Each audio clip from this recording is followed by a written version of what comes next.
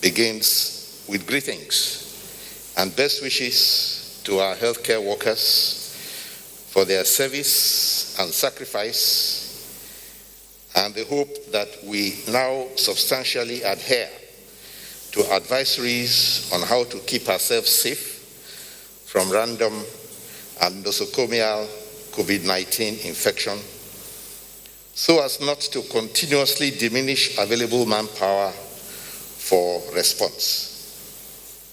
The work of healthcare workers begins with helping to drive risk communication and community engagement by joining the campaigns against crowding and for observance of hand hygiene, respiratory etiquette,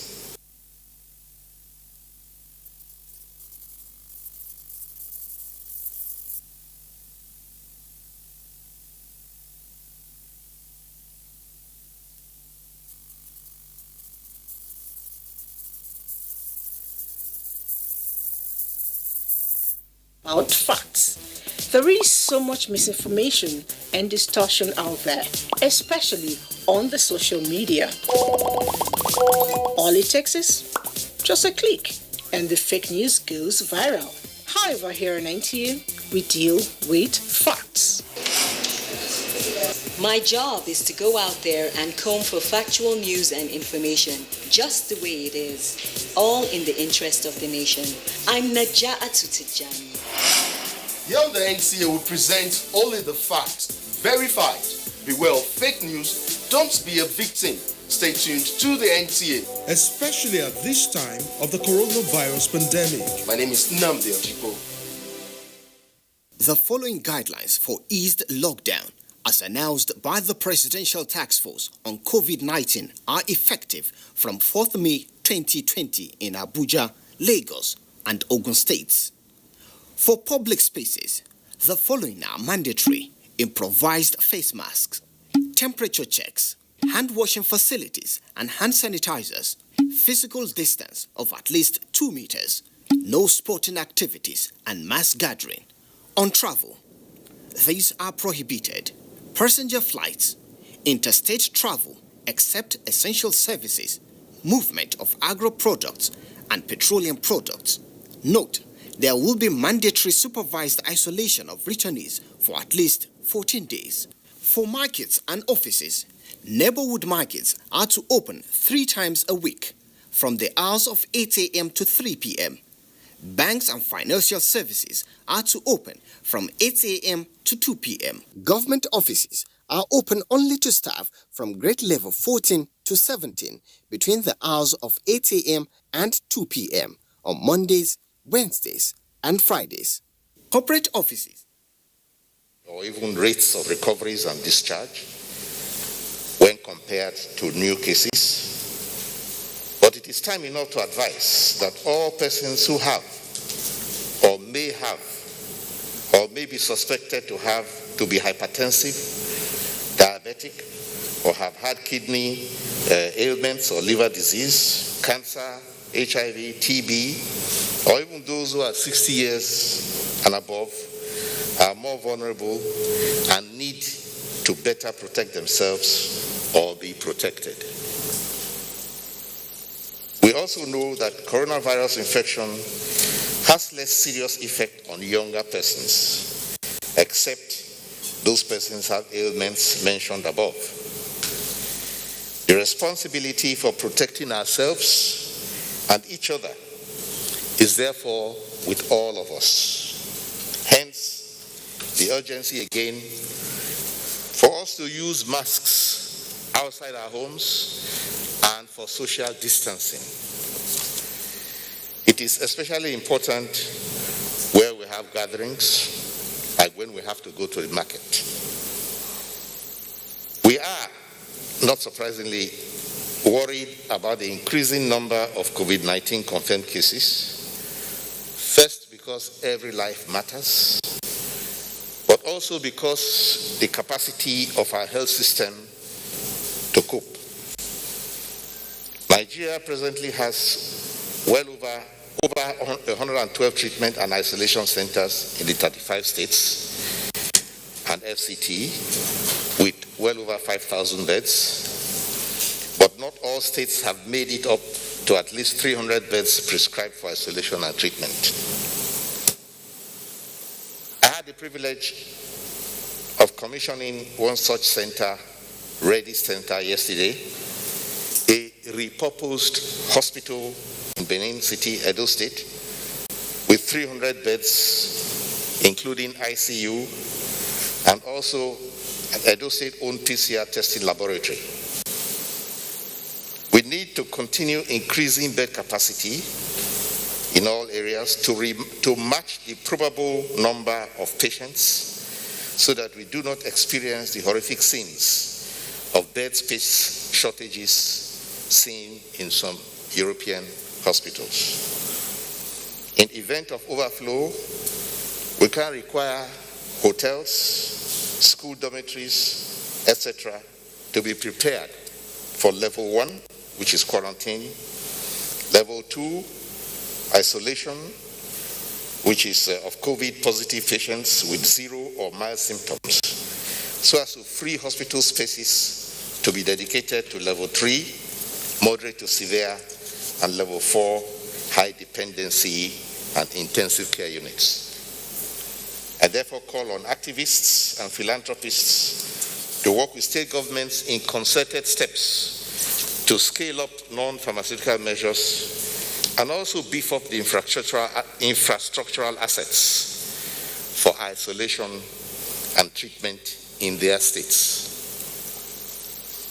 Though we are in a community transmission phase of response, easing social restrictions is desirable, but only if we can meet up with expectations that will not allow a spike in infection rates when changes are made. This is the ideal, and it is what has led in certain countries. In certain countries, it has led, such a spike has led to reintroduction of lockdowns. We in the health sector are reviewing health-specific advisories on reopening the economy further. Global efforts to find a cure for COVID-19, in which Nigeria is participating in the WHO Solidarity Trial, will be reviewed by our panel of experts as WHO suspended some aspects of the trial due to alarm raised by a medical journal on the safety of some drugs being tried, like hydroxychloroquine and chloroquine, or their combinations. Proposals for trial of local remedies for the disease have been sent to relevant research and testing agencies for scientific evaluation. The Madagascar herbs have been received at the Federal Ministry of Health and were found to consist of 2 varieties, one variety labeled to be for prevention and the other labeled as for treatment. Samples have been given to or are to be given to 3 agencies of the Ministry of Health and also to the Ministry of Science and Technology. These are all normal processes for new preparations to be approved for use in Nigeria and include toxicological and efficacy tests and clinical trials. Government will investigate all genuine efforts to find homegrown solutions to the pandemic. Preliminary reports from the ministerial scoping missions to Kano, Katsina, Borno, Sokoto, Cross River, Gombe allow cautious optimism, especially with regard to Kano and Borno, and also suggest that the support of experienced federal teams has a strong stabilizing effect on state efforts. Final reports are due soon. Such operational team will be going to Cross River State as soon as the details are worked out, while a mission to Kogi will follow suit next week, as has been discussed with His Excellency the Governor. Until a cure or vaccine is found, prevention and care are still the best approach. to controlling community spread of the virus. We must strengthen the social measures that compensate for the risks to be expected if and when restrictions are further lifted. I thank you for your listening attention.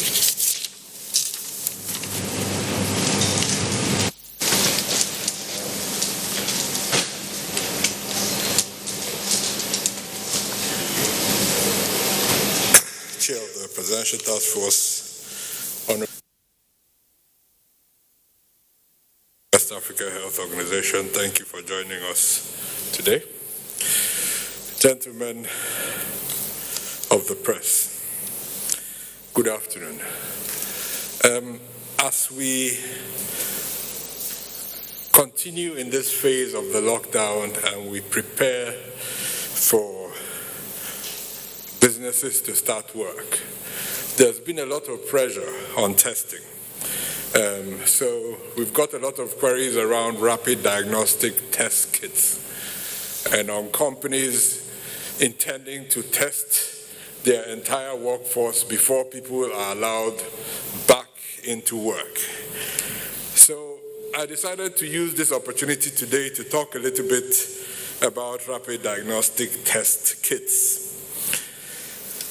Now, nothing will excite us more if there was a validated kit available. But at the moment, we don't know of any. And very often we are asked, will it not be good to have a cheap test or a 15-minute test or a 20-minute test? And my standard answer to everyone is, before we can consider time and cost, the first consideration is, does it work or does it not work? If it doesn't work sufficiently, the considerations of time and money are misplaced. Recent data out of the US showed that a certain kit that was invested in was right 50% of the time. So you can imagine if a test kit that you're using to say whether you have a disease or not is correct 50% of the time. So it means it's very hard for any physician to make a valid conclusion on those test kits as we know them at the moment. So we'll keep working on this. In the meantime, we're relying on our PCR testing capacity, which we continue to build up. Like the Honorable Minister said, he just opened a lab in Edo State yesterday. We have pending requests from His Excellency Governor Mohammed Abubakar in Jigawa State and Governor Kayode Fayemi in Ekiti State, both who have invested in new labs for their states that we're preparing to come and see if they're okay and open and activate. This is at the same time while we are planning probably what will be the biggest transformation of laboratory medicine in Nigeria by the end of this outbreak. If there will be one legacy that will come out of this outbreak, it will be the state of laboratory practice.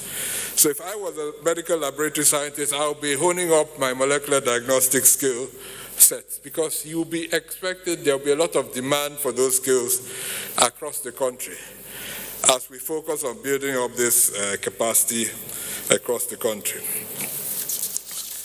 Our immediate target is one lab per state, but those that are following carefully will see that certain states already have much more than one lab. The lab in Edo State, where the Honorable Minister opened yesterday, is the third molecular diagnostic lab in Edo State. So if I were any state government, I would be pushing hard in this direction, working with the federal government, pulling resources to maximize the opportunity that this crisis presents. In addition, so far we've trained 880 people, professionals, on sample collection, packaging, and transportation. One of the biggest challenges we've had in testing is that the samples get into the lab are so badly packaged and often have leaked out completely or come without forms that eventually make a wasted effort. So we've been working very hard to train people across the country.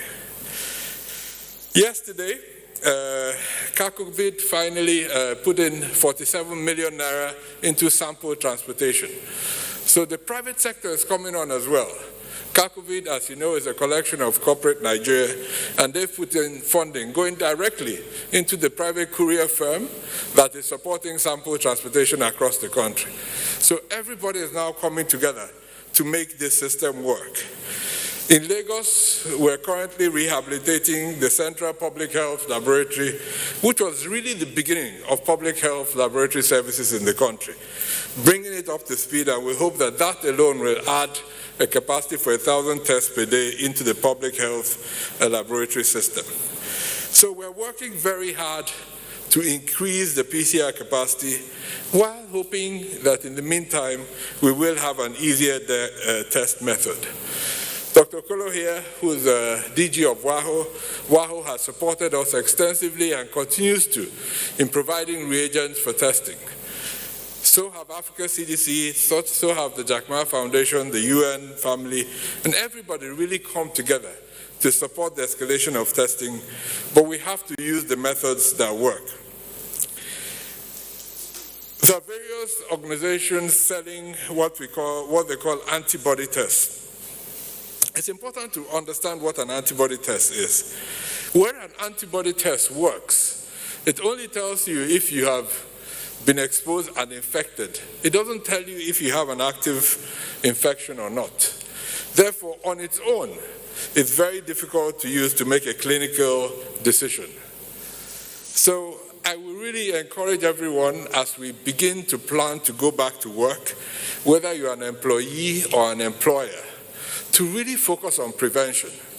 Testing your workforce with the methods that we have available will only tell you if that individual has the virus at this point in time. It doesn't tell you if he's had it before or if he will have it in the future. So what you end up with, even if he was positive, is yes, he's infected now, but if it was negative, it gives you a false sense of security around his susceptibility to future infections. So it's important that as we open our industries, as we open our services, we really think about the measures that we've continued to advise everyone to carry out and leave testing for the purpose for which it is there. There's a growing black market on rapid diagnostic test kits in Nigeria. We have to be careful in what we buy and how we use it and how we interpret the results that it provides. So on Friday, the Medical Laboratory Science Council of Nigeria will be holding a press conference at 11 a.m. They will have some announcements around RDTs. They will also have an announcement around the work we're doing together to enable private sector labs take on their responsibility on testing and supporting the work that we do. So I invite all of you here to join that press conference tomorrow that will be called by the Medical Laboratory Science Council of Nigeria. And for us, in the next couple of weeks, we are going to really push every state to increase their testing, increase their collection, and we really ask everyone to support us on this. The labs are ready, they have reagents, the entire infrastructure is ready. We now need physicians, public health practitioners, states, and people, citizens. If you're sick and you feel you meet the case definition, please have the confidence to approach the public health infrastructure to find out if you have this disease or not. Only through doing that will we be able to manage you successfully and prevent further transmission. Thank you.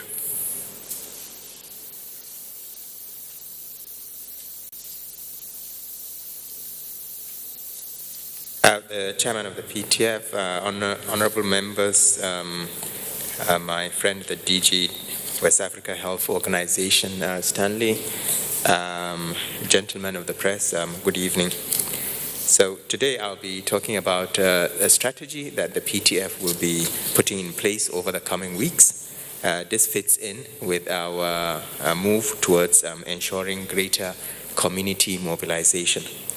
And this strategy involves an aggressive campaign to ensure that everyone in the community is armed with the information they need to stop the spread of COVID-19 and to protect themselves. It will empower communities to self-mobilize within their interest groups and collectively practice and enforce prevention measures.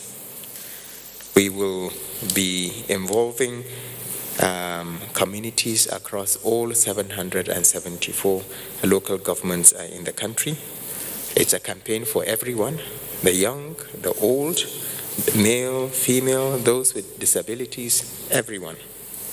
But how will it work? The PTF will be engaging partners across the various states using existing assets, existing community engagement structures that we already have to disseminate COVID-19 messages right down to the grassroots.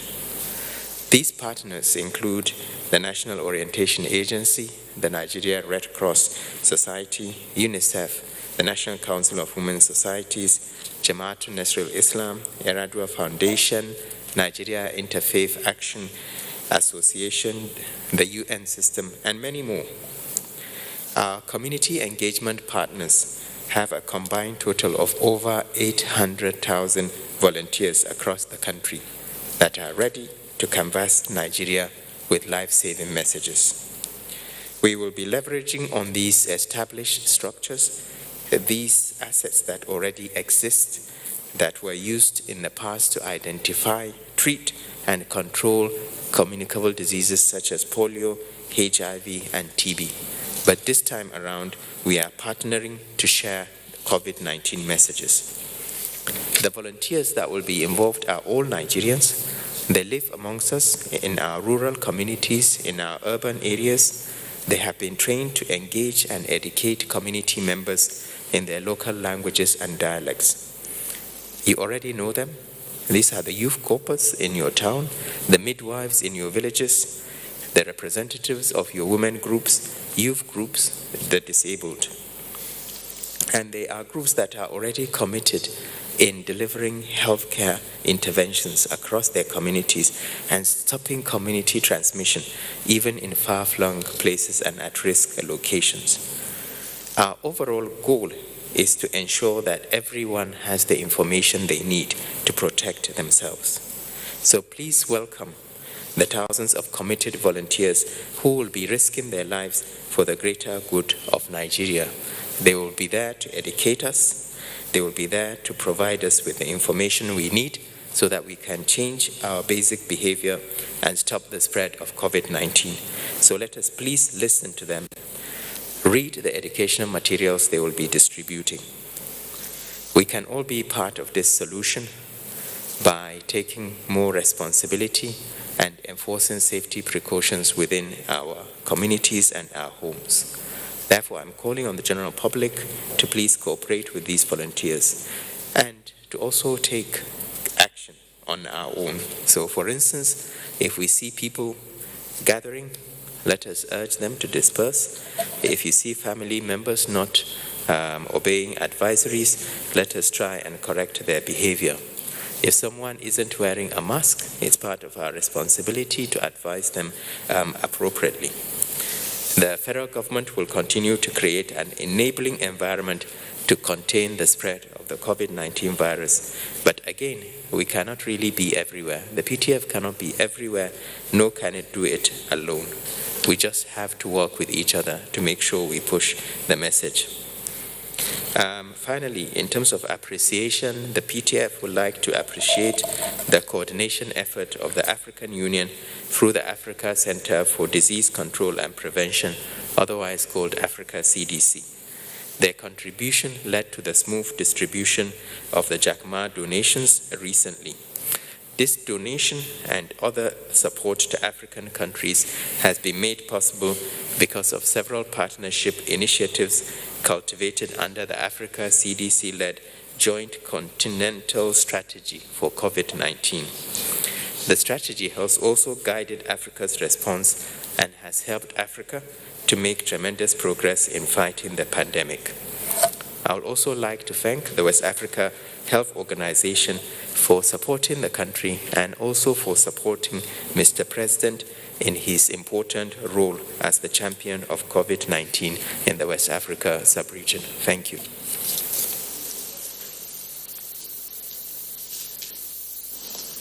Thank you, National Coordinator. We now take the Honorable Minister of Information and Culture. Mr. Chairman, members of the PTF COVID-19, the DG of the West African Health Organization, ladies and gentlemen of the media, just want to give a quick rundown of what the ministry has been doing in the recent times in respect of sensitizing Nigerians against COVID-19. The ministry so far has produced video and radio jingles in the following areas. 1. General information on COVID-19, use of face masks, burial protocols, testimonials by COVID-19 survivors, mass gatherings, among others. All the jingles in English have been translated and produced in Pidgin, Igbo, Hausa, and Yoruba. So far, the ministry has developed 25 TV jingles and 25 radio jingles. The jingles produced by the ministry are currently running on 10 television channels. TVC in between the program, Your Views, between 9 a.m. and 10 a.m. Inside the 7 p.m. news, also AIT before the 8 p.m. news. On TV, prime time, Nollywood movies, telenovela, correct movies, Z World, Mbati, Star Times, Insimibido, Star Times, Tadinkowa, Star Times, and Star Times Guide.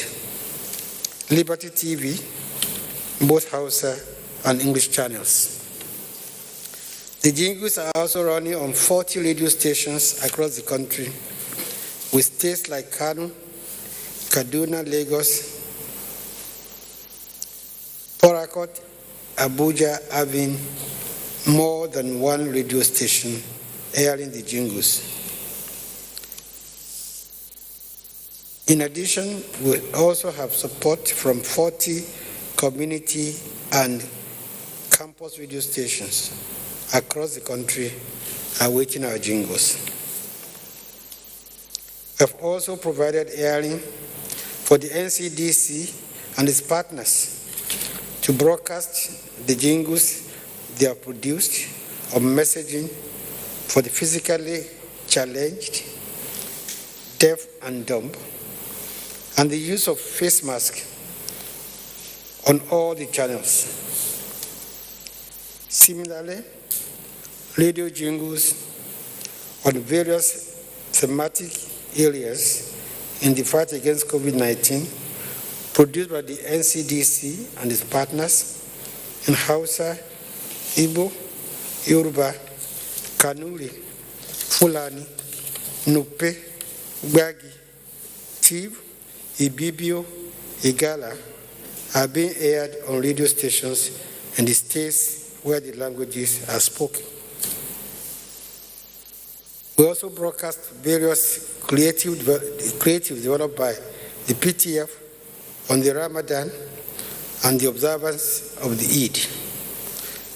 Lockdown protocols, asymptomatic COVID patients on radio stations, and the social media handles of the ministry.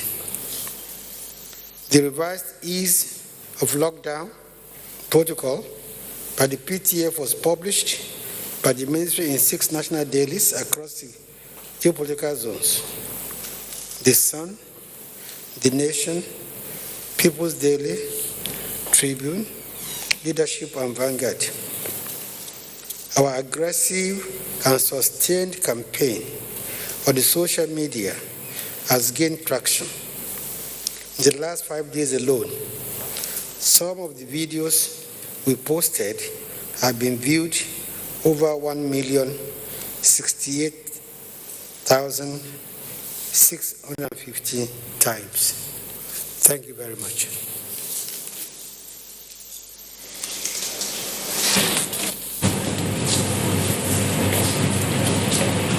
Thank you, Honorable Minister, Information and Culture. That closes the segment on updates. We shall now take the questions, if you're ready. Okay.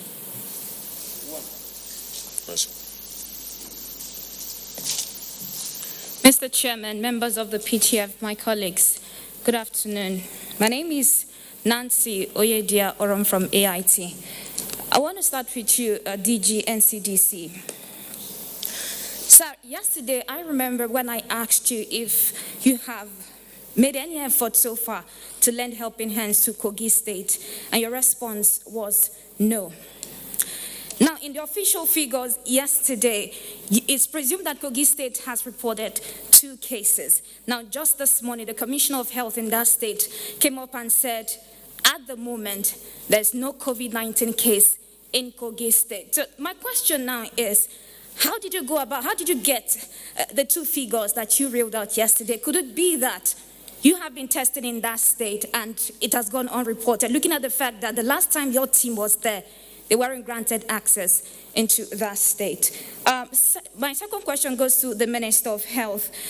Sir, I got this report that about 25 resident doctors were sacked in Jos University Teaching Hospital. Now, Association of Resident Doctors in that state tried to meet with the management of the hospital, but instead of getting something positive, another doctor was sacked about 2 weeks ago. Now, this is coming at a time when we are fighting a global pandemic, where in other climes, doctors that have retired are being called back to assist in the fight against COVID-19. Now, these resident doctors are asking or pleading with you to intervene in this matter, and for you to also instruct the Chief Medical Director in that hospital to implement the Resident Doctor Act that was signed by President Muhammadu Buhari in 2018. And finally, to the Minister of Education, he's not here, but let me go ahead and still ask. Well, despite his plea to schools not to reopen, I got a message from someone from the National... Okay. Minister of Education, sir, welcome back. I was actually waiting for you to come in. Okay, sir, despite your plea yesterday for schools not to reopen, I got a message from someone who is a student of the National Open University of Nigeria here in Abuja, and he said the school has gone ahead to set a date for their examination, which is coming up in June. It means that the students are going to convert in the premises to sit for that examination. The guy is asking you should please intervene in this. Finally, sir, we're still yet to get the 9 local government areas that are most affected by COVID-19. I've checked the website, it's not there yet. Thank you.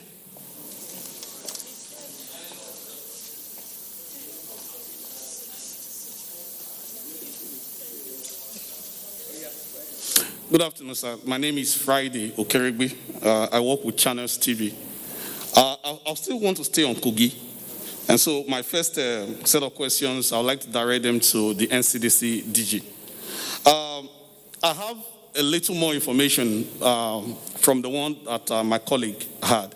I understand that the 2 cases that are reported in Kogi were actually tested at the National Hospital. Their samples were collected at the National Hospital because they were admitted there. So why are we reporting those cases as Kogi cases? Why not FCT? That is one. And I also like to ask another question regarding Kogi. The information I have shows that And one of the two cases is a very high-profile person. He even participated in the Salah prayer, the Eid al-Fitr prayer in Kogi State. He was also first taken to a medical facility in Kogi State before he was brought to Abuja. Now, I want to know, how do you intend to go about the contact tracing, considering the fact that, if we are really very frank, the relationship between Kogi and the PTF is not a smooth one? How do you intend to go about contact tracing? I also like to know if the NCDC will be willing to allow Kogi State to do independent verification of the tests that you have tested, because the comments from the Commissioner of Health there shows that they do not have confidence in any test that the NCDC is carrying out on anybody. And so will you be willing to subject your test for validation, so to say, if the government in Kogi State chooses to do so? I would like to direct my next question to the president of WAHU. We know that the WHO is actually at the forefront of spearheading some research, efforts to find cure, efforts to find vaccines. As a regional health body, what exactly is WAHU doing to find a cure or vaccine to the pandemic? And lastly, I would like to know if there are specific measures that people living with disabilities need to take in order to prevent them from catching COVID-19. Thank you. Good afternoon all. Rachel Abuja from the News Agency of Nigeria. Soyez le bienvenu, Professor Stanley. I would like you to walk Nigerians through the challenges WAHU is facing in the response to COVID-19. My next question is for the Minister of State. Sir, yesterday you were at Edo State, and the governor made mention of testing 5,000 persons in his state for COVID-19. And he said he will be using rapid diagnostic test kits to get the positive from those kits and take to one of the NCDC network test centers in Irua. So I would like to know if our strategy for testing, our national strategy is changing. Maybe the governors have their own and the national response teams have their own too, because the DG just said that we did not validate any of those kits. My third question is for the DG and CDC. So I would like to know how many private labs that you've integrated in our network of labs, and if they're in the pipeline too, I would like to know, and if you don't have any, I want to know their challenges. Many thanks.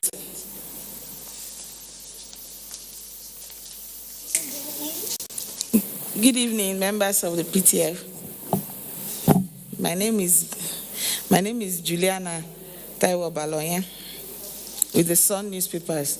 My first question goes to DG NCDC. Sometimes last week you told us transporters have shared guidelines with the PTF ahead of reopening of the economy. I would like to know if other groups have sent in guidelines as well, and is there any meeting going on with them? SGF, sir, close to 2 weeks now, you told us you received the Madagascar organic drug. Where exactly are we now in terms of validation and testing of the drug? Minister of Information, can we have an update on the ventilators promised by President Trump? Have they arrived, or when are we expecting them?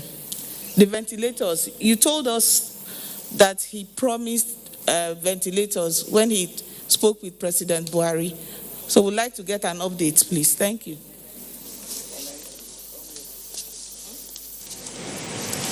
The chairman, members of the task force, my colleagues, my name is Amaka Ude. I report for Arise News. And my first question actually goes to the national coordinator. Well, it's adding to what Nancy had asked earlier, but I want to know beyond where these 9 local government areas that we've actually recorded 51% of the confirmed cases in Nigeria. I want to know what we're doing in these local government areas really to avoid it, spilling, because we are in a stage of community transmission, like you have said. So are we looking at some sort of systematic lockdown in these local government areas so we can contain the virus? And my next question actually goes to the DG of the NCDC. Well, we're seeing a lot of countries around the world really come up with protocols going by the stats and information they have in terms of when they expect to hit the peak of the virus. They're actually building their protocols and saying, okay, at this time, this is when this will happen, and schools will be allowed to open, this business will open. So I want to know, when is Nigeria expected to hit the peak? Yes, we know the numbers are going up, because when we get to the peak, we know that we start to see a descent. So we need that information. And my final question actually goes to Dr. Okolo. Well, thank goodness, all the projections for Africa when the pandemic started, we've actually not have been as bad as, the world expected us to be. So we've seen less fatalities here on the continent, especially here in West Africa. What would you say is responsible why we're seeing less fatalities from COVID-19 here on the continent, particularly this sub-region? Thank you. Good evening, Chairman and members of the Presidential Task Force, my colleagues and Nigerians at home. I am Itaire Ikben. I report for the NTA. My first question is to the PTF chairman or the national coordinator. I want to ask, what is the fate of the NYSC scheme considering the raging coronavirus pandemic? Yes, the NYSC has so many streams, and yesterday one of the streams passed out, and I know that a lot of other streams will be due to come on stream, as the case may be. So what is the fate of the NYSC scheme? And my second question is for the DG of the NCDC. Yesterday you talked about new findings that indicate a 10-day incubation period for the coronavirus. With your new finding, I want to know what is the outlook of the pandemic in Nigeria. Are we likely to have reduced fatality and improved recovery time? And what impact will the new findings have on managing the pandemic in Nigeria? And I want to say welcome to Professor Okolo, and I want to ask if WAHU is doing or planning to do any validation on the Madagascar herbal solution. Thank you.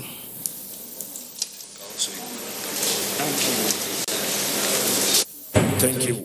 We have concluded the question session. We'll be taking responses from the Honorable Minister of Health, the DG NCDC, the National Coordinator, the Honorable Minister of State Education. Then we'll take the DG WHO and the SGF. So we begin, as usual, with the Honorable Minister of Health.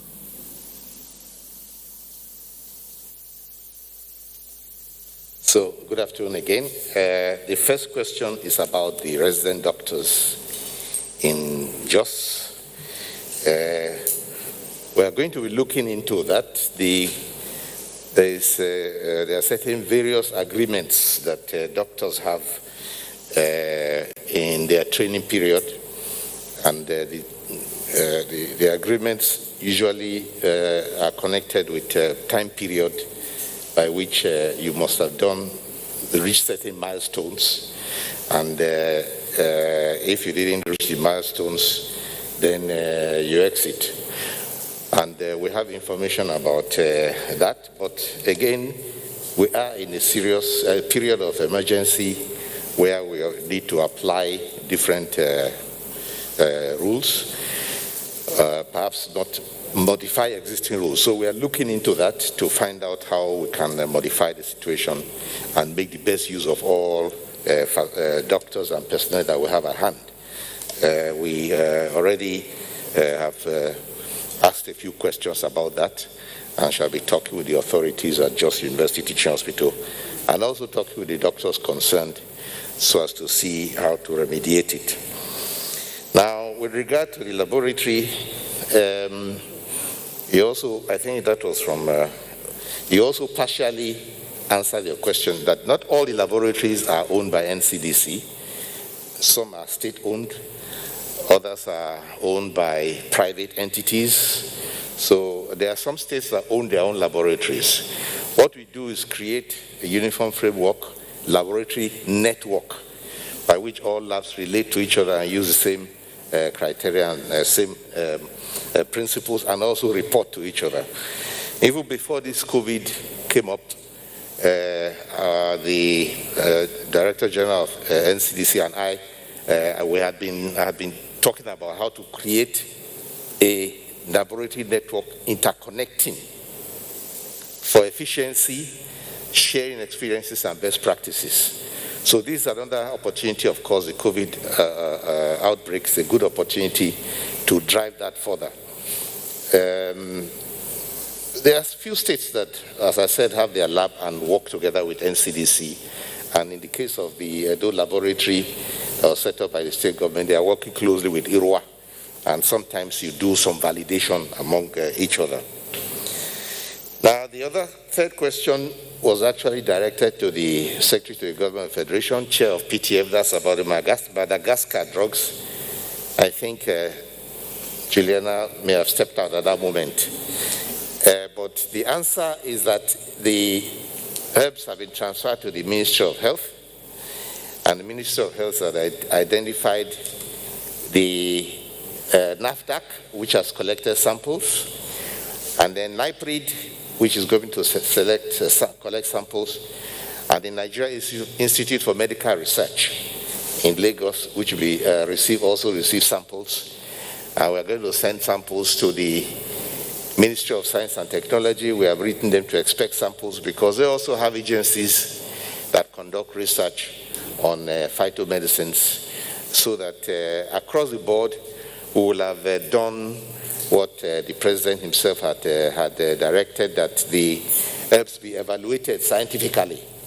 So we are going to have this evaluation done across the board so that we can get the best result out of it and know what the value is before they are given to Nigerians. Thank you. I think that's all. Yes?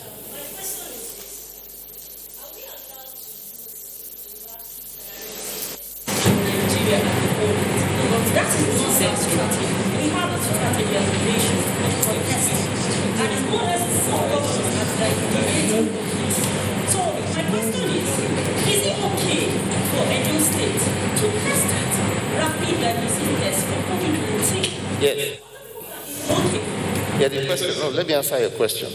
The point is that anybody can use anything, but the question is this recognized for the purpose that we are looking for? The purpose is a diagnostic purpose, and the standard testing for diagnostic, for recognizing whether a person has a COVID-19 infection or not, is a PCR test. So you can do a rapid diagnosis. Some people have done it, they do it, but it is not recognized for the diagnosis. I think that's your question.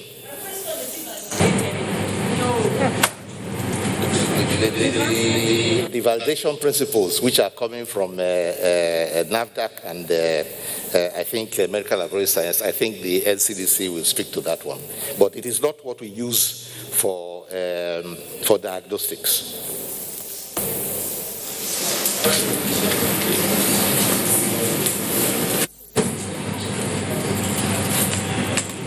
Okay, there are many hot questions today.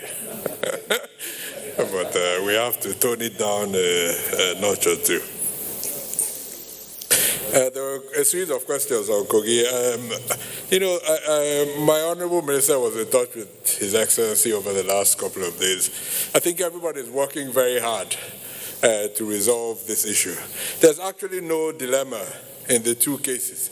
They followed absolutely normal practice. These were a patient that was referred from the Federal Medical Center to the National Hospital. This is a normal referral pathway when you have a case. The physicians in the National Hospital, I don't have any influence over the work that they do.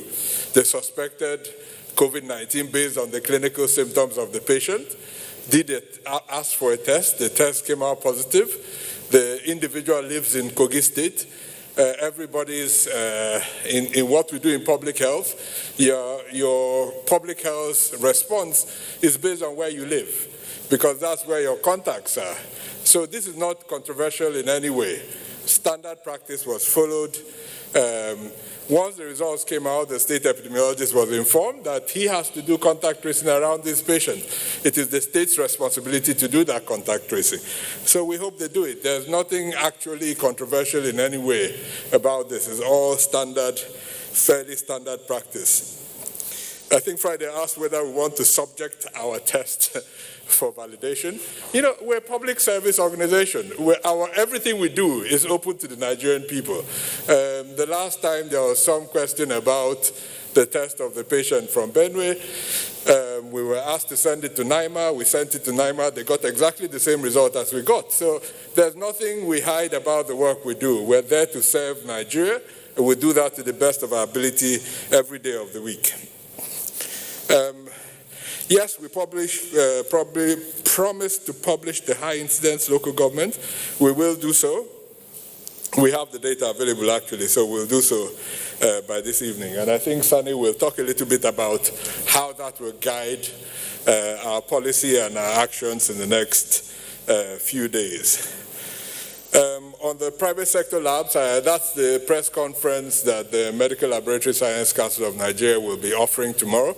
So once they do this, they will explain the process to invite private sector labs to join the testing family. On guidelines, there was a question around guidelines for sectors. I think I answered this question yesterday in terms of what sectors that we are responding to, supporting, and making guidelines. So we shouldn't repeat questions we were asked previously. So, no, that question was it directed at me? So, okay, can you repeat the question?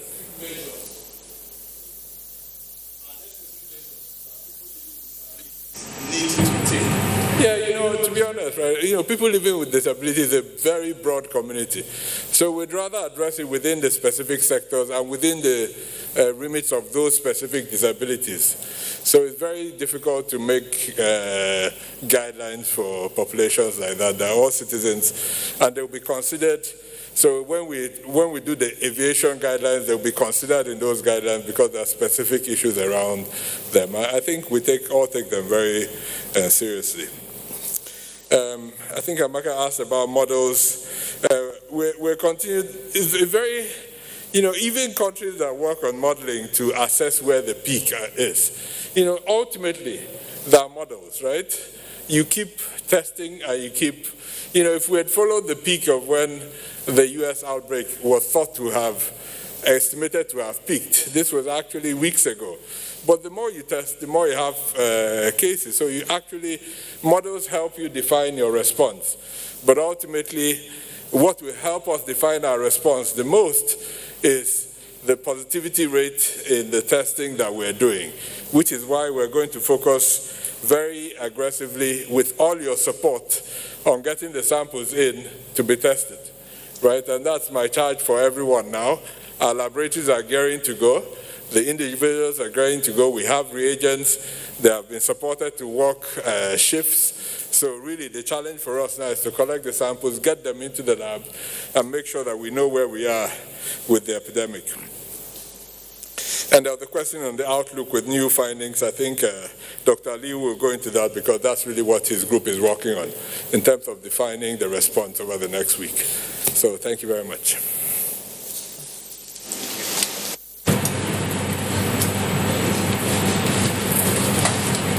Thank you. I believe I have 2 or 3 questions. The first one was partly answered by DG NCDC. This was the question about disability. So there are actually guidelines produced by the UN Human Rights Community on Disability. But disability alone may not be related to a higher risk of COVID or the severity of the illness. But nevertheless, people who are disabled may have more difficulty accessing care. They may also have more difficulty accessing information on how they can protect themselves. And we acknowledge this. We also acknowledge the rights of people with disability. And I'm sure appropriate guidance at the national level will be made available. In terms of the question about what do we do with those high-risk local governments, so moving forward, our key strategy for areas that are of high prevalence is definitely to look at greater community engagement and risk mobilization within these communities. So we'll be engaging in very high-level public awareness campaigns in these areas. We'll also be pushing for increased testing, expansion of testing, and making testing more accessible and available within the local governments. In addition to this, we have a proposal that is currently going through the Single Basket Fund towards setting up community isolation centers that will be around these local government areas. And we'll also be exploring the possibility of locking down the areas with high incidents, what we call precision lockdowns. But this has to be linked in with the provision of palliatives. It's much easier to lock down a small part of the country than to try locking down states or whole regions. So that's our strategy moving forward, but we're still working on it, and I'm sure at some stage we hope to implement aspects of it. The other question has to do with the NYSC streams. What's going to happen? Well, we are in a challenging situation. As you all know, the schools themselves are closed. A lot of shops remain closed. Economic activity is reduced. This is a pandemic of immense proportion. It's a challenge that we've never seen in our lives, and we hope we will never see again. So the NYSC scheme, as with any other scheme, will have to abide by the rules, the safety guidance that we have given with regards to stopping the transmission of COVID. So at the moment, I'm sure the NYSC service itself will be looking at ways of mitigating risk when and if they open again to newcomers. But that's all I can say for the moment. Thank you.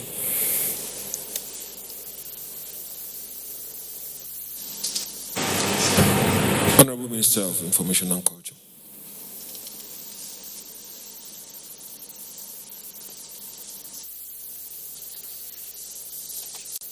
I think the question was asked as to when the ventilators promised by President Trump will arrive.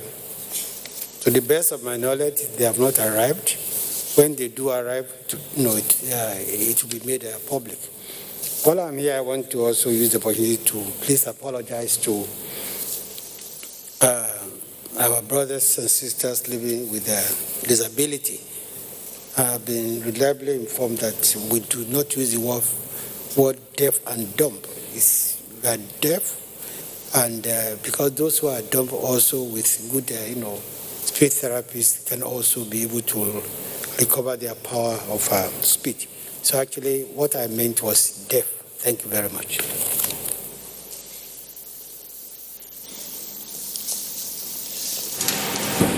Honorable Minister of State Education.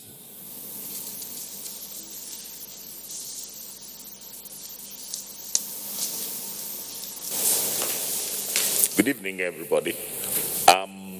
The question relates to the National Open University and their publication. I think those who may have been on that site may notice that that wasn't a categorical date fixed.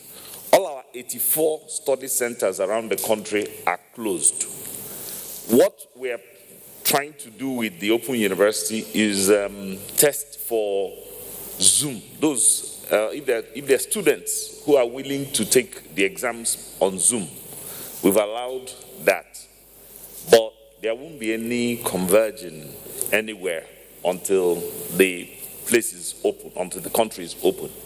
And until then, any exams that can be taken will be taken on the Zoom platform for those who want to go with it. I've actually spoken with the Vice Chancellor, Professor Abdallah, and Adamu, and he has confirmed that this is still the position as of today. Thank you very much.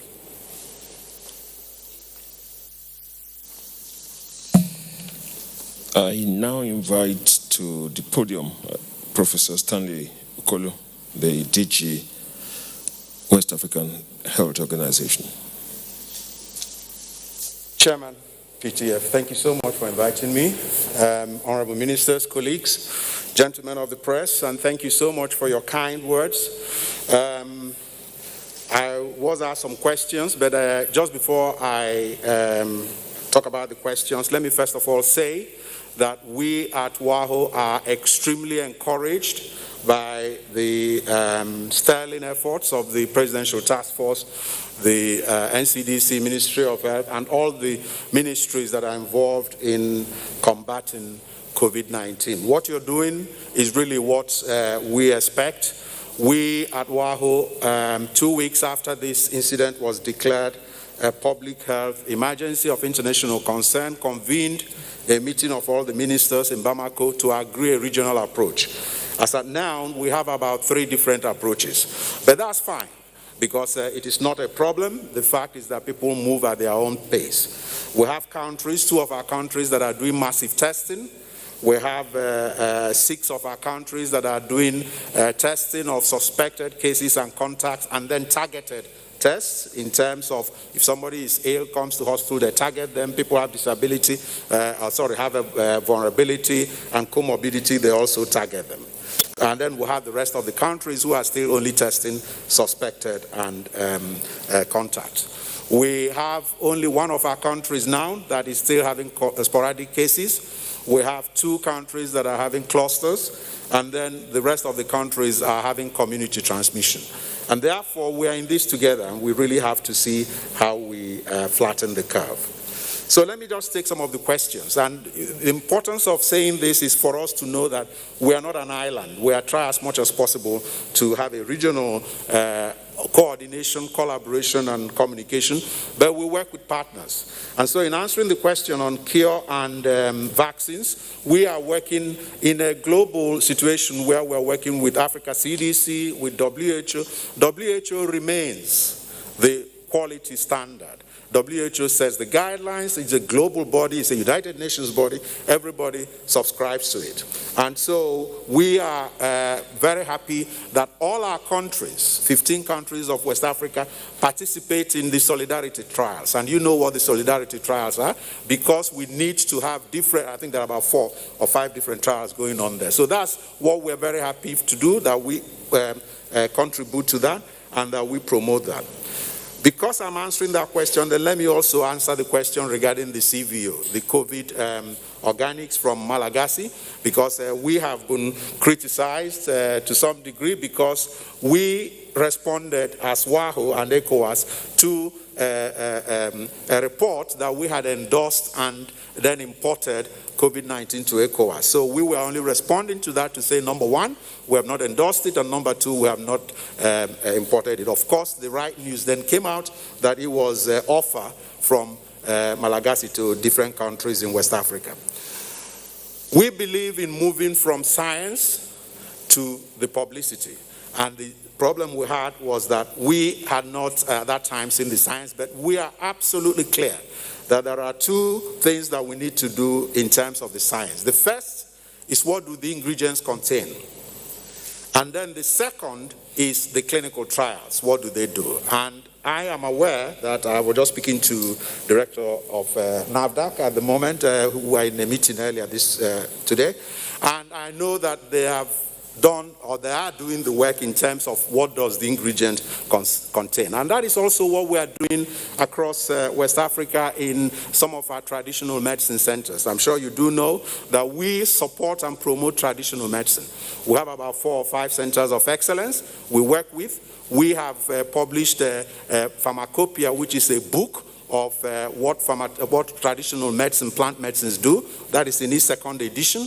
And how did we do that? We brought pharmacists and pharmacognostics together with traditional medicine people. Traditional medicine says this plant does this. Then the pharmacy universities will go and test it and see what it contains. And we've done that. So we support that.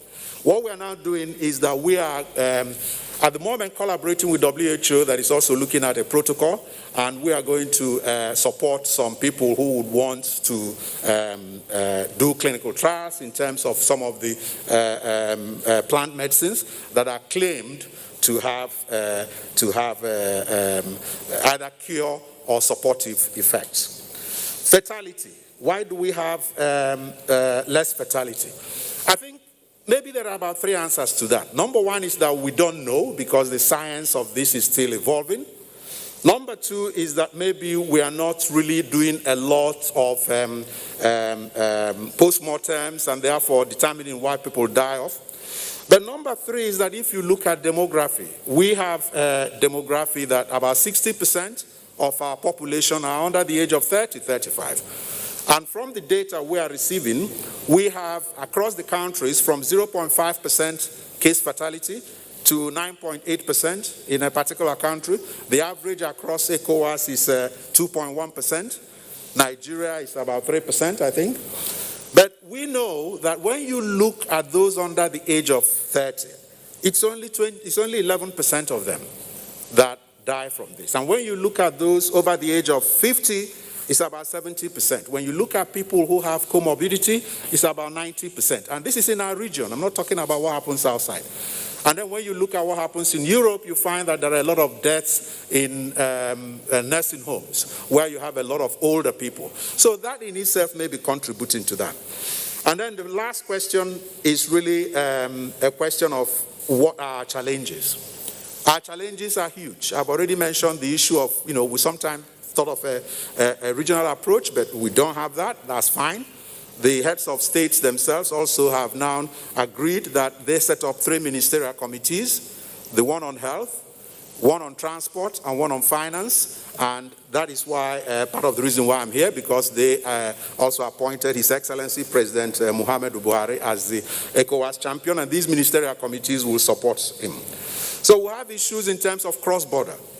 The borders are closed. But we are looking at how do we improve and how do we open up our economy. And as we do that, it's not just opening up the economy within each country, it's opening up the economy in the region. And therefore, we have to look at what we do with testing and surveillance, because I don't think any country would have done a lot of effort to cut down and bring down the cases in their country and then expect you to start having importation from another country. In fact, one of our countries experienced that already. In the northern part of one country, all the cases that they have seen were people who came from one of our countries in the region. We have the problem of the supply chain. And that's one of the things we're trying to do to try and burst this disruption in the supply chain. WAHO has been extremely active, and we have been successful to some degree, thanks to some of our partners, United Nations Development Program, UNDP, GIZ, and the Jack Ma Foundation. And so we are looking at how we help countries to procure materials. We also have the issue of humanitarian corridor. So we know that during Ebola, there were 3 countries, we could take rapid response team from one country to another. Now everybody is consuming its own smoke because it affects all the countries, but there are some countries that are weaker than others, and we would like to send people to them or even send materials. That is an issue for us. And then the final thing is data, modeling. Chikwe has mentioned the issue of how the modeling might help you plan. But really we do need that, and it is vitally important, because part of the issue why it's a challenge is because there are so many unknowns that go into a modeling. When you model in the Western world, you can determine the number of people you think will have the case. You can model for family homes. We can't do that here. And that is one of the things that we, therefore, as we model, we know there are a lot of caveats to it. But those are our challenges, and I thank you again for inviting me, and thank you, Chair. Thank you, gentlemen of the press. Thank you. Finally, we invite the chairman of the PTF to the podium.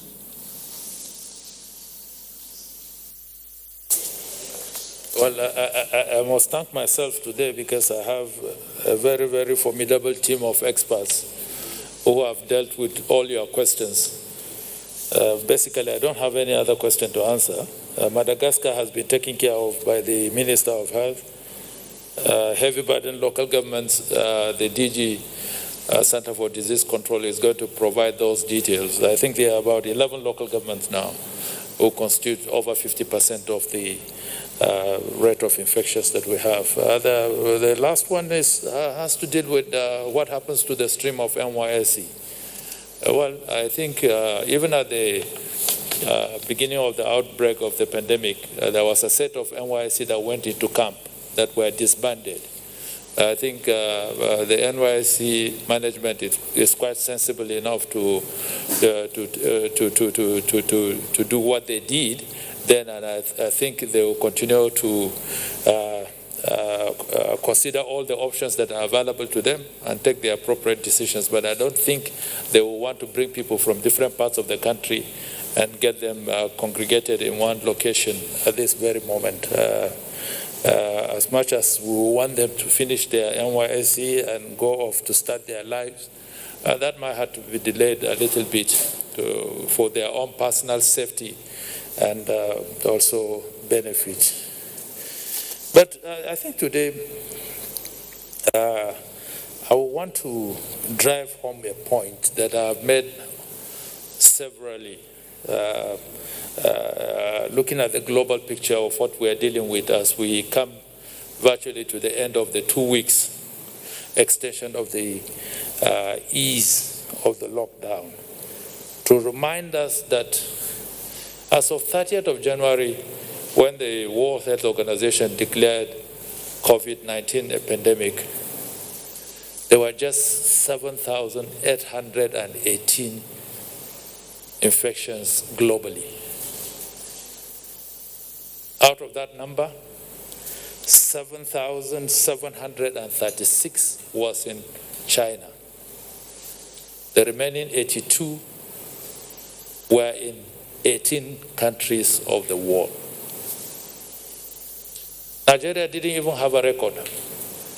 Our first index case was on the 27th of February.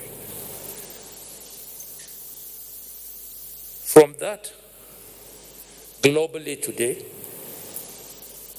we are 5.8 million, with over 356,722 fatalities, and spread over 251 countries and territories. I just want to create a picture of the monstrous nature of the virus we are dealing with.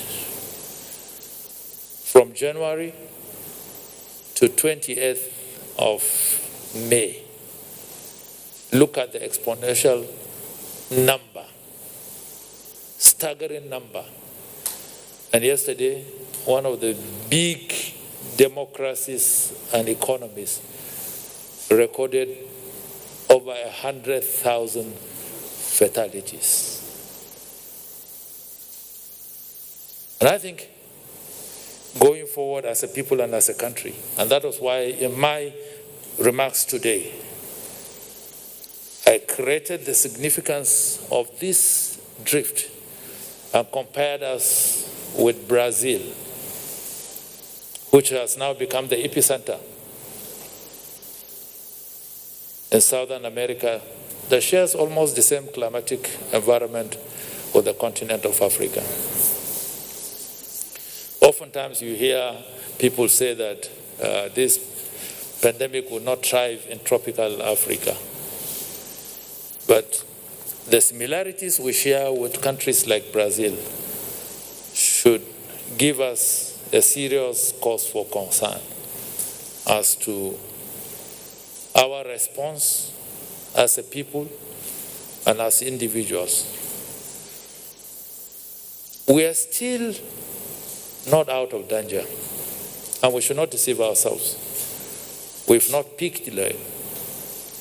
So there are more difficult days ahead. As government considers a balance between lives and livelihood.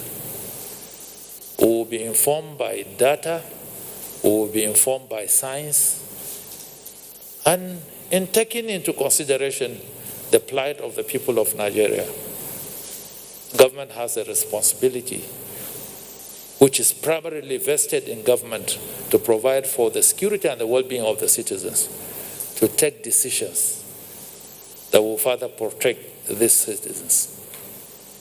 So I want to make this appeal that as we get to the end of the ease of the lockdown, the extension, we must be mindful of the steps that we are going to take. And those steps, the final objective must to ensure that the certain bracket of individuals that we want to protect, the 20% that are likely to be extremely sick if they get infected, out of which 5% might likely die, are secured as much as we can and protected. And we have a collective responsibilities, those of us on this side of the aisle and those of you that are on the other side of the aisle, to continue to drive home this information that our people should really take personal responsibility.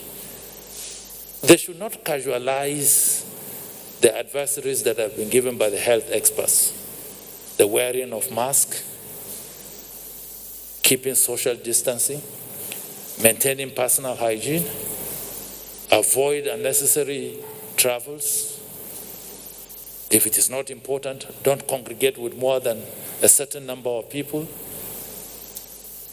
And do what you need to do to keep safe and be well. Like Jack Ma rightly said, that for any businessman that is thinking about dreams and plans for 2020 is wasting his time. The only thing that should be of utmost importance to you is to ensure that you survive 2020 by the grace of God. If you do that, you would have achieved so much. Thank you, and have a good evening. Thank you very much, Chairman PTF on COVID-19. That brings us to the end of today's national briefing. And numbers have played a very important role in today's briefing. That also falls within the message that is coming out. Nigeria's population is about 2.5% of global numbers. It's seventh in the world and largest in our sub-region, certainly. We are in a community transmission phase to which we must respond effectively. We must change our behavior and build community cohesion. Let us take care, take the virus seriously, observe the guidelines and advisories as well, take responsibility, focus on prevention, wear your masks, create the awareness. God bless Nigeria. We hope to see you on Monday when the next briefing will take place, by the grace of God. Thanks for staying with the NTA. The daily briefing by the PTF on COVID-19 just ended. We will now continue with Nationwide. Leadership of the Nigeria Interreligious Council has held its weekly national prayers against COVID-19. The national weekly prayer, conducted online every Thursday, in collaboration with the Office of the Secretary to the Government of the Federation, the NTA, and Ufuk Dialogue Foundation, is for the victory of the ongoing fight against COVID-19. The open prayer session today had Professor Salisu Shehu, Deputy Secretary General, Supreme Council for Islamic Affairs, Barrister Joseph Bade Daramola, General Secretary, Christian Association of Nigeria, and Elder Mrs. Uzoaku Williams, National President, Women Wing of the National Council of the Christian Council of Nigeria. Others are Dr. Kayode Nisi, President, Church Management Support Ministry, Abuja, and Dr. Aisha Salihu Lemu. The prayer session was moderated by Reverend Father Cornelius Afebu Omonohai, the Executive Secretary of NIREC. Like all the Nigerians around the country, residents of Calabar and Cross River State in general are striving to maintain hygienic standards in the midst of the coronavirus pandemic. But high level of criminality racking the serenity of the state, especially cultism, has been an additional nightmare. The Nigerian Navy, as usual, has risen to the occasion and apprehended 42 suspected cultists. Maureen Leo Ajom completes the report. The 42 persons arrested follows a tip-off of proposed gathering for an alleged initiation at Akpabuyo local government area, with the likelihood of a court supremacy clashed. The 42 suspects have been handed over to the Anti-Kidnapping and Cultism Squad through the State Government Security Agency for further investigation and prosecution. The Nigerian Navy Ship Victory standby team responded to the tip-off, and the tip-off was all about suspected cultists that were gathering at a location in Akpabio. We are going to hand it over to the appropriate quarters that has jurisdiction over these cultist matters. The state government, in a statement recently, declared 35 persons wanted for alleged involvement in cult-related activities, while pledging rewards for persons who provide useful information, leading to the arrest of these persons. In another development, the NNS Victory intercepted a wooden boat laden with 130 drums of substance suspected to be palm oil smuggled from Cameroon. 10 suspects were also arrested in connection with the crime and have been handed over to the Operation Shift Response for prosecution.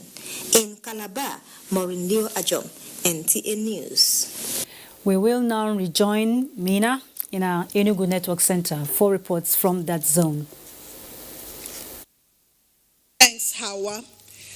You're welcome to Enugu Network Center. As part of his constituency program and contribution to the fight against COVID-19, the lawmaker representing Udenu in Enugu State House of Assembly, Ikechukwu Ezugu, has engaged 28 volunteer COVID-19 community criers to carry on with the campaign on dangers of COVID-19 and prevention of community transmission of the virus. The lawmaker, while constituting the team, also distributed hand washing and personal hygiene materials to all the 28 communities in Udenu local government area. Jude Abugu has the report. Constituency COVID-19 enlightenment began with the traditional rulers and their community leaders observing the social distancing protocol. The lawmaker, while interacting with them, noted that the local government is the gateway to the East and must be fortified against COVID-19 through public enlightenment. COVID-19 has no cure. Having given them palliative from the state level to the local government level, I can say that food is not enough.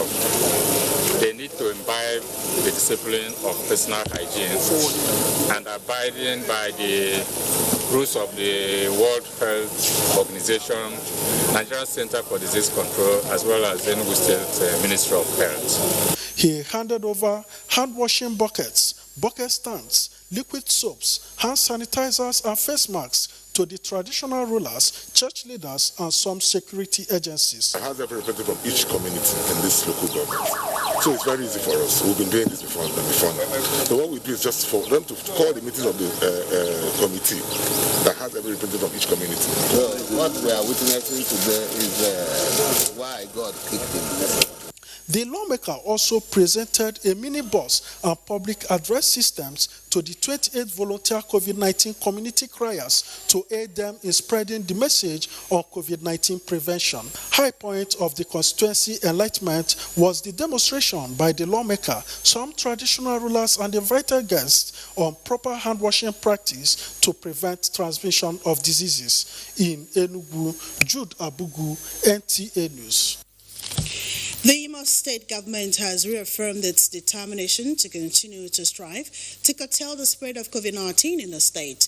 The chairman, Imo State Task Force on COVID-19, Professor Maurice Iwu, made the position of government known while addressing newsmen on the recent new infections in the state as declared by the NCDC. Bright Abuchua has details. Since the record of the index case of COVID-19 in Imo State, the government has continued to evolve measures to curb its spread as the 7 cases so far recorded have all been discharged. With the recent announcement of 26 new cases in the state by the NCDC, the chairman Imo State Task Force on COVID-19, Professor Maurice Iwu, says the samples were taken from travelers who were intercepted by security personnel attached to the Imo State border. While only one of the travelers out of those who tested positive is from Imo State and presently at the isolation center, others have since proceeded to their various destinations outside Imo. These 96 people are people we classify as silent spreader because they didn't know that they are carrying it and they passed on, and it was good that we took their samples and tested them. And we have seen notified the places they were going to, because they were not actually bound to, they are not coming to Imo State, they are passing through. And we stopped everybody that passed through the state and they took samples from them. While urging indigents of the state to remain calm, Professor Iwu stressed the need for all to continue to comply with NCDC guidelines if the fight against the dreaded COVID-19 must be won. In Owerri, Bright Ebuchu, NTA News. And that's a bit from Enugu. Nationwide continues in Abuja after this break. Stay with us. The number of the COVID-19 cases in Nigeria is increasing daily, with many more tests ongoing.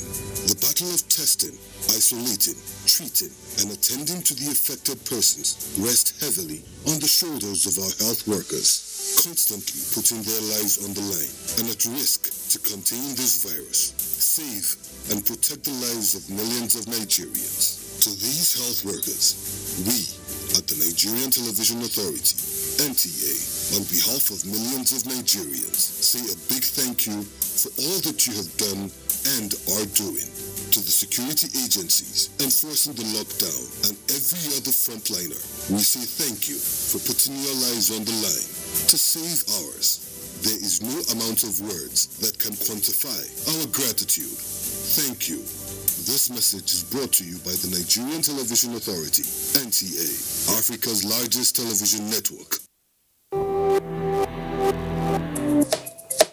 Welcome there. Have you washed your hands? I'm inside my house again. This thing not the key black man. I don't know if it's misinformation or poor hygiene that will kill you first. Coronavirus is real, and good hygiene practice will save your life. Anyway, no hand washing, no eating. I will not take care of it. How's one of the parents?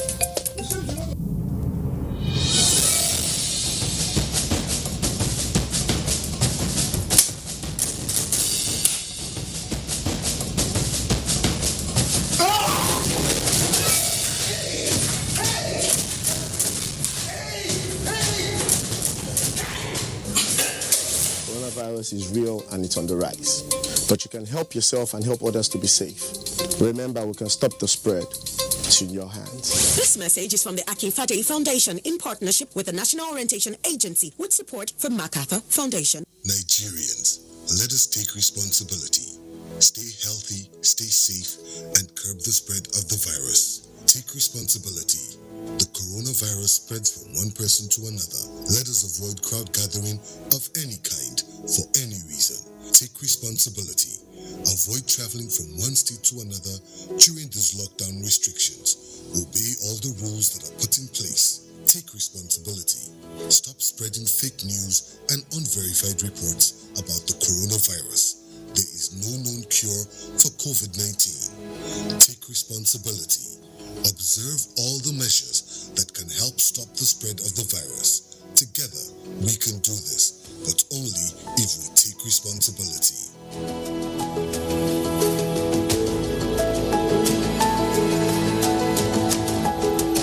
This message is brought to you by the Nigerian Television Authority, NTA, Africa's largest television network. As a strong immune system increases the chances of victims surviving COVID-19. A corruption-free society creates opportunities for citizens to thrive and prosper. Build your immunity. Stop corruption now. Report all acts of corruption to ICPC on this toll-free number 0800 22 55 4272. This message is brought to you by ICPC and NTA.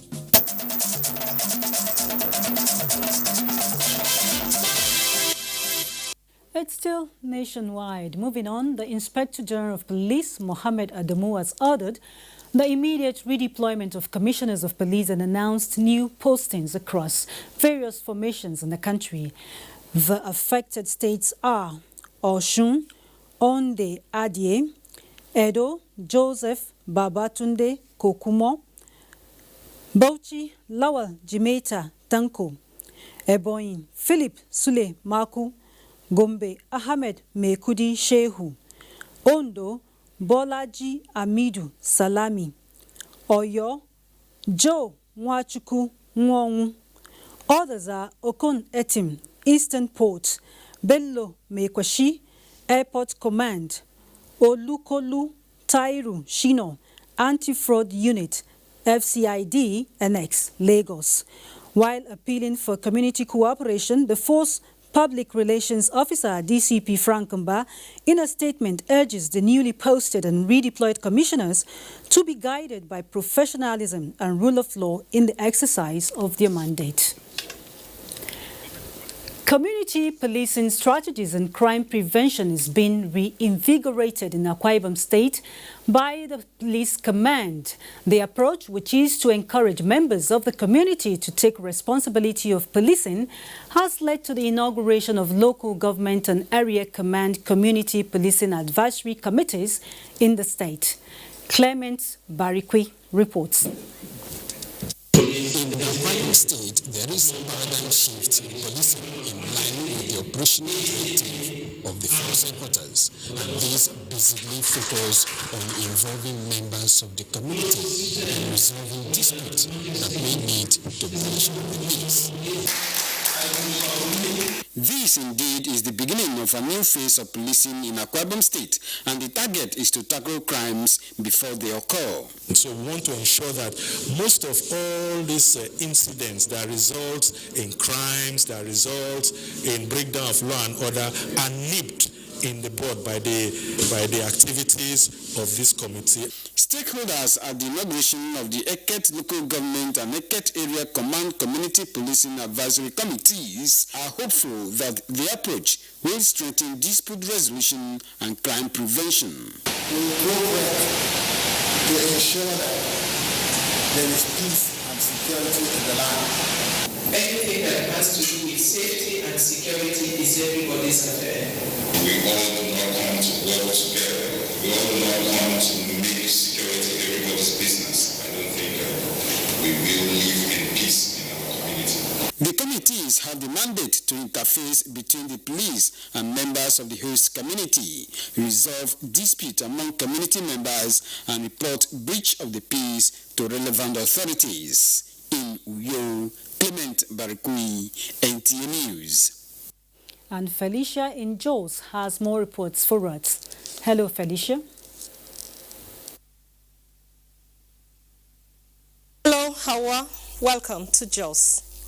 Plateau State Deputy Governor and Chairman of the COVID-19 Palliative Distribution Committee, Professor Sonny Theoden, says the lockdown and other measures taken by the state are purely to curb community spread of COVID-19 in the state. He stated this in continuation of the distribution of food items and other materials as palliatives to local government areas. Abdul Wahab Babankanti reports. Visiting some of the local governments that make up Plateau South Senatorial Zone, the Deputy Governor handed over foodstuff and other essentials meant for the people to their respective chairmen for onward distribution. He told the benefiting local government authorities to ensure that the items reach down to the targeted 5 poorest households and the physically challenged at various polling units. what has been allocated is judiciously and equitably distributed to the relevant people. As we did mention, from your committee, you move to the ward level, and from the ward level to the polling unit. To complement this government effort, some of the chairmen say they have already begun to reach out to their people with other palliatives. We have deemed it fit to identify also 5 households in each of the polling units of Mikan local governments to give them 5,000 each household, 5 in every polling unit of all the units in Mikan local government. The materials, the food items and whatever that we distributed were delivered up to the nooks and crannies of the local government. The local government benefiting are Kwangpan, Shandam, Mikan, Langtan North and South. Others are Kanam and Wasi. In Jos, Abdulhaba Bankanti, NTA News. Governments and families continue to grapple with the challenges thrown up by the coronavirus pandemic. Corps members serving in Jos North local government area of Plateau State have reached out to 200 individuals in Tudunwada with palliatives. Ekemeren Kaneng Ladoja has details. When Corps members are posted to their places of primary assignment by the National Youth Service Corps, NYSC, they are always charged to be part of their community. In view of this mandate, that they chose to reach out to the Tudunwada community in Jos North local government area with palliatives to cushion the effect of the coronavirus pandemic. Their service here is part of giving back to community. What the government, their parents, the society has done for them. So, and they sat on their own and jointly contributed from their allowance. This is one of the things, to be able to take them for some days. It cannot take them for their whole life, but just to be able to relieve them of the stress of not getting something to eat for some time. The beneficiaries were delighted with the palliatives. As their youth leader said, this act of love by the Corps members will go a long way to mitigate their plight. To a large extent, what you've done will go a long way in covering whatever kind of lack that is bedeviling our community. Items given to the beneficiaries are some rice and food condiments, as the Corps members prayed that their widows might will spur other individuals in society to reach out to at least one person during the pandemic. In Jos, Ekemeren Kaneng Ladoja, NTA News. You're still on to Nationwide. Let's rejoin Hawa in Abuja for more. Very well, Felicia, and back in Abuja, commercial motorcyclists and market women in Makurdi, the Benue State capital, have benefited from the benevolence of a philanthropist who distributed face masks, numbering about 3,500 to them. The philanthropist, Chief Isaac Akinkumi, says he chose these categories of people due to the essential services they render to the public to curb the spread of COVID-19. Sandra Dowese Akeme reports. The compulsory use of face masks has become necessary to ensure that community transmission of COVID-19 is avoided. The gesture extended to us today is highly appreciated. It's a role model in which all other CEOs in Nigeria or in Makurdi particularly should try to emulate. We told them that they must surely put it even in the market, while moving in the road. The philanthropist said the distribution of about 3,500 face masks to market women and motorcyclists is his modest efforts to see to it that the coronavirus pandemic is kept at bay. It's an opportunity to enlighten them, to educate them, to let them know coronavirus is real and how really they should obey all government orders in bringing it under control. So we decided to produce these face masks because a lot of them don't see the importance. And especially for the Okada riders, we know they, if not properly taken care, they are simply medium of transmission. It is the hope of the beneficiaries that other well-meaning individuals in the state will emulate the gesture of the philanthropists. In Makudi, Sandra Dorisi Akeme, NTA News. It is another 28th of May and the world again is marking the Menstrual Hygiene Day. Nigeria is among countries that endorse the worldwide initiative on menstrual health and hygiene management. Momso Damien Dete now reports on issues around the day this year. Every girl is a potential mother, but motherhood comes with a transition to puberty.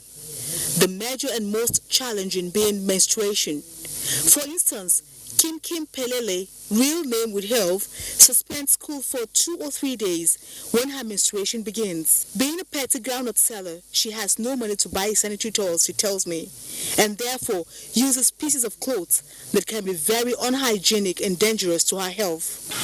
Because of the messes, that's why sometimes we stop the school because of where the thing is rushing. That's why we stop school small because of the messes, so that let the thing to know disgrace me in school. That's why. And that one affects.